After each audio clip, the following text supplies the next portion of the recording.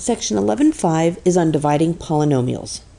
To divide a polynomial by a monomial, we're going to divide each term of the polynomial by the monomial. Let's take a look at a couple examples here and see how that works. So this says find each quotient. So I have the polynomial 4x to the 6th plus 3x to the 4th minus 2x squared divided by the monomial 2x. Easiest way to do this is to rewrite this as each term of the polynomial being divided by this monomial. So 4x to the 6th divided by 2x plus 3x to the 4th divided by 2x minus 2x squared divided by 2x. So what I did there was I took each term of my polynomial and wrote it in the numerator with what I was dividing by in the denominator. Now I just have three fractions to simplify. So 4 times x to the 6th divided by 2x.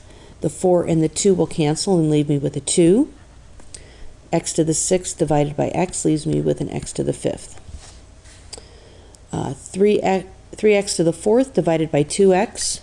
Well, my 3 over 2 can't cancel, so I'm just going to leave that as a fraction. And x to the 4th divided by x is x to the 3rd. Minus 2x squared divided by 2x is going to leave me, my 2's will cancel, will leave me with just a minus x. And here is my quotient. Looks a little funny, but that's what it actually works out to be. So for my second example, let's take a look at this one. Let's do it the same way. So I'll have 4x to the 5th divided by 2x squared minus 5x squared over 2x squared minus 12 over 2x squared. Okay. In my first fraction, the 4 and 2 will cancel and leave me with just a 2. X to the 5th divided by x squared is x to the 3rd. Minus my second fraction, my x squareds will cancel and leave me with just a 5 over 2. Leave that as a fraction. And in my last one here, the 2 will become a 1 and I'll have a 6 on top, but there's nothing to cancel with the x's. So that leaves me with 6 over x squared. Again, it looks a little funny, but that's how it works. Now suppose you have a polynomial and you're dividing it by a binomial. So a polynomial is going to have several expressions in it, or several terms in it, and a binomial just 2.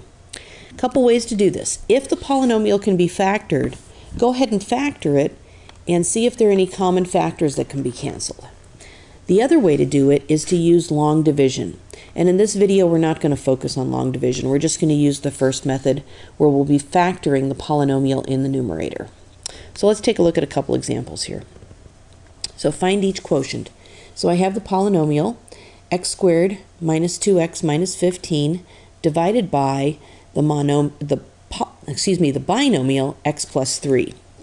So what I'm going to do here is factor my trinomial. So I'm looking for two numbers that multiply to negative 15 and add to a negative 2. So that's going to be an x minus 5 and an x plus 3. And since I'm dividing by x plus 3, remember division can be written as a fraction. So I'll put the x plus 3 on the bottom. And I don't even really need parentheses here. Now because this binomial x plus 3 was a factor of the trinomial, I can just cancel those. And my final answer is x minus 5. Let's take a look at our second example here. I have x squared plus 11x plus 24 divided by the binomial x plus 8. So I'm going to factor my trinomial here. Two numbers that multiply to 24 and add to 11. That's going to be an x plus 8 and an x plus 3. And since I'm dividing by x plus 8, I can write that on the bottom of my fraction. And again, my trinomial on top factored into two binomials, one of which is what I was dividing by. So those can cancel. And I'm left with my solution, the binomial x plus 3. So to sum up here, when we're dividing polynomials, if you're dividing the polynomial by just a monomial, so just by one term that doesn't have any addition or subtraction, like we divided by the 2x here and divided by the 2x squared, write that monomial under each term of the polynomial and then just simplify those fractions. If you're dividing a polynomial by a binomial, factor the polynomial and see if something can be canceled. The other way to do it is to use long division, but we're not going to focus on that today. So here were a couple examples where we factored the numerator, the trinomial on top, and we were able to cancel with the factor on the binomial in the denominator.